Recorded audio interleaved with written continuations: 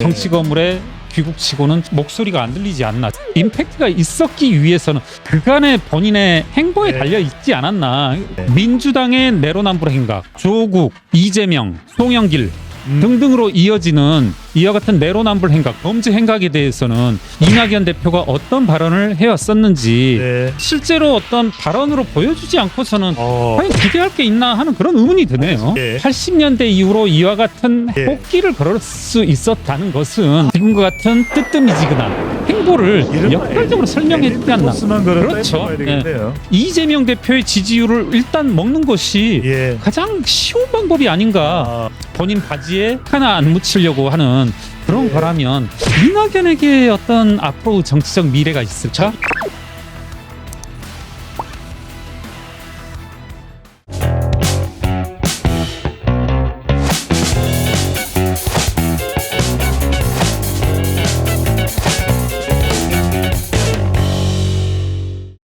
지난 토요일입니다.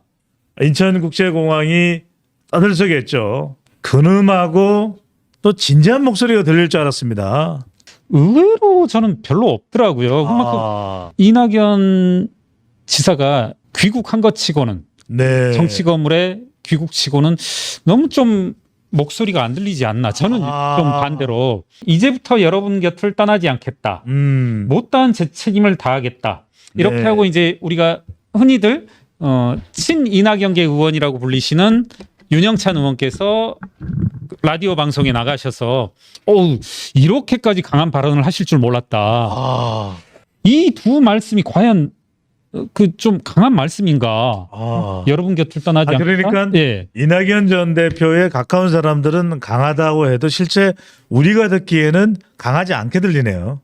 그러니까요. 그리고 과연 무슨 메시지가 있었을까? 그러니까 국민 곁을 떠나지 않기 위해서는 보다 강한 메시지라기보다는 뭐랄까요? 전공법의 메시지를 내놔야 되지 않나. 비교할 수 있을지 모르겠는데 DJ의 귀국. 제 기억엔 1986년, 87년 귀국. 87년도 6월 항쟁 전에 그렇죠. 그때 이 귀국을 이야기하는 거죠. 미국에서 귀국. 그때는 제가 알기로 김대중이라는 이름이 신문에도 못 나왔던 걸로 알고 있고, 그리고 이제 언론 보도도 힘든 걸로 알고 있는데, 지금도 아마 찾아보면 제야 인사 미국으로부터 귀국 이런 식으로 나왔을 거라고 생각을 하는데, 그 정도 임팩트는 아니더라도 뭔가 좀 임팩트가 있었기 위해서는 결국은 그간의 본인의 어떤 메시지, 행보에 달려 있지 않았나. 우리가 지금 현대화된 정보화 사회에서는 미국에 있었다, 외국에 있었다는 말로 본인의 어떤 정치적 행보가, 발언이 약해질 여지는 없거든요. 그래서 이제 그간 미국에 있었던 1년여간 그간의 여러 가지 있었던 일들에 대해서 송영길 대표의 돈봉투, 그리고 이재명의 대장동. 성남FC 이런 것들에 대해서 과연 어떤 태도와 발언을 했었고, 친 이낙연계 의원들은 불체포 특권이라는 본인들 스스로 포기하겠다고 공언했었던 국민들 눈에는 파렴치한 행보에 대해서 친 이낙연계 의원들은 뭘 했었던가. 당연히 이 두리뭉실하고 구체화되지 않은 내용에 대해서 센 발언인지 약한 발언인지 뭐가 뭔지 모르겠다는, 대체로 지금 발언 내용이 윤석열 정부에 대해서 비판하는 그런 내용들이 이제 중심이었는데, 지금 김경률 회계사 이야기는 그동안 숱한 리스크에 문제가 많았던 민주당의 혁신을 이야기해야 되는 것 아니냐, 이 말씀인 거죠. 그렇죠. 그리고 좋다 이겁니다. 야당이니까 당연히 이 윤석열 정부에 대한 비판 당연히 해야죠. 그런데 국민들의 눈에는 민주당의 내로남불 행각, 조국, 이재명, 송영길 등등으로 이어지는 이와 같은 내로남불 행각, 범죄 행각에 대해서는 이낙연 대표가 어떤 발언을 해왔었는지 실제로 움직이지 않고선, 실제로 어떤 발언으로 보여주지 않고서는 과연 기대할 게 있나 하는 그런 의문이 드네요. 좀 차근차근 들어가 보겠습니다. 일종의 DJ의 재부활, 이런 어떤 그것을 좀 기대하거나 시도했을 법도 한데, 우선 광주나 호남 여론은 어떻습니까? 이 낙연에 대해서요. 광주 전남 쪽의 여론들이 이제 심상치 않다고 하지 않습니까? 그렇죠. 민주당에 대해서. 그렇습니다. 그러면 이제 이재명, 이낙연, 혹은 뭐 정세균 이렇게까지 넓혀 본다 하더라도 예. 광주 전남의 뭐 지분을 가지고 있는 건 이낙연 대표인데 과연 광주 전남의 여론들 그리고 어떤 지지라고 하는 것들이 네. 이낙연 대표를 향하고 있는가 하면 그것도 좀 회의적이고 정작 민주당 일반에 대해서 특히 젊은 층 가운데에서는 민주당을 이반하는 떠나는 여론의 조짐들이 뚜렷이 보이고 있단 말입니다. 네. 그런 여러 가지 측면들을 고려해 본다 하더라도 예. 조금은 이낙연 대표 그리고 예. 이낙연 걔가 내야 할 목소리를 좀 시급히 낼 필요가 있다. 궁금해서 좀 여쭤봅니다. 예. 적어도 이낙연 정도의 스펙이라면 지금 호남 출신이고 또 광주 1고를 나왔고 네. 서울대 법대를 졸업을 하고 또 동아일보 기자로 주일 특파원까지 역임을 하고 예. 이 DJ 정부에서도 국회의원을 했었고 그렇죠. DJ 정신을 잇는다 예. 이런 또 인식까지도 있었고 그 뒤에 전남지사도 했고 예. 당대표도 했고 예. 총리도 했고 맞습니다. 이 정도면은 호남에 가면 이낙연 이래야 되는데 개딸에 맞먹는 정도의 팬덤이 안 만들어지는 이유는 뭡니까? 그만큼 뭐랄까요 이낙연의 어떤 정치적 매력 그리고 이낙연이라는 정치적 인물이 어떤 우리 뭐 요즘 흔한 말로 어떤 소구한다 예. 그런 소구력이 부족하지 않나. 그러니까 뭐 조금 어그레시브하게 말씀을 드려보면 예. 80년대 이후로 이와 같은 행보를 걸을 수 있었다는 것은 예. 꽃길을 걸을 수 있었다는 것은 역설적으로 지금과 같은 뜨뜻미지근한 소위 뭐 물에 물 탄 듯 술에 술 탄 듯한 행보를 역설적으로 설명해 주지 않나. 코스만 걸었다 그렇죠. 봐야 되겠네요. 그렇습니다. 저는 과연 그런 모습으로 예.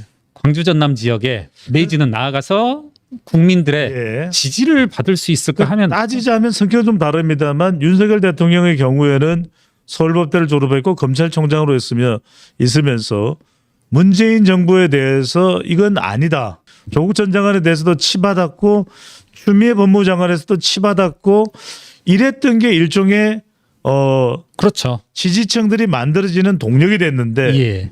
이낙연 전 총리는 그런 가정이 없다. 그렇죠. 네. 아, 지금 민주당이라면 예, 경청동지할 사건들이 예, 터지지 않았다 하더라도 다른 목소리들이 나와야 되는데 지금 민주당은 다른 목소리가 없잖아요. 그와 같은 다른 목소리가 죽은 것을 그러면 개딸들 탓만 할 것인가. 지금 이제 뭐 일부에서는 뭐 신경민 의원님 나오셔서 뭐 신경민 의원님 저도 예. 상당히 점잖고 좋으신 분으로 알고 있습니다만은 네, 무작정 지금 그와 같은 뭐 어떤 목소리가 잦아들고 예. 사라지고 없고 제 목소리 못 냈던 모습을 개딸들 탈만 할 것인가. 그건 또 아니라고 보여지거든요. 신경민 의원은 조금 이낙연계라고 봐야 될까요? 저는 그렇게 분류되는 네, 것으로 네. 알고 있습니다. 예. 알겠습니다. 네. 그런 여러 가지 측면들을 본다라면 이낙연 대표가 차기 대선을 목표로 삼는다라면 조금 본인의 목소리를 조금 낼 필요가 있다. 이재명과 이낙연도 운명의 승부를 물론 지난 민주당 대선 경선에서 예. 펼치긴 했지만 제대로 된 승부는 아니었다. 이런 얘기도 나옵니다. 네네. 지금 상황을 보면. 네네. 그렇다면 지금 상황에서 이른바 이재명계, 친명과 이낙연계, NI계의 정면 승부를 통해서 이낙연 전 총리가 대표가 평가를 받아야 된다 이 말씀인가요? 그렇죠. 아. 뭐 아까도 말씀드렸습니다만 여론의 추이들, 여론 조사로 예. 표출되는 국민 정서들의 추이는 이제 우리 배 수장님 더 잘 아시겠지만 예. 지금 민주당의 차기 대선 후보로 가장 압도적인 여론의 추이는 이재명이란 말입니다. 예. 어떻게 보면 지금과 같은 상황에서 그러니까 민주당 내에서도 이재명이냐 이낙연이냐 지금 여론조사를 묻더라도 압도적으로 이재명인 상황은 예. 이건 이낙연 대표가 본인의 앞으로 어떤 행보를 모색하는 데 있어서 좀 고려해 봐야 할 깊이 네. 생각해 봐야 할 부분이 아닌가. 예. 네. 지금 이낙연 전 대표에 대해서는 전투력이 부족하다. 뭘 하려고 하는지 모르겠다. 예. 좀 더럽고 지저분한 거에는 때를 안 묻히려고 한다.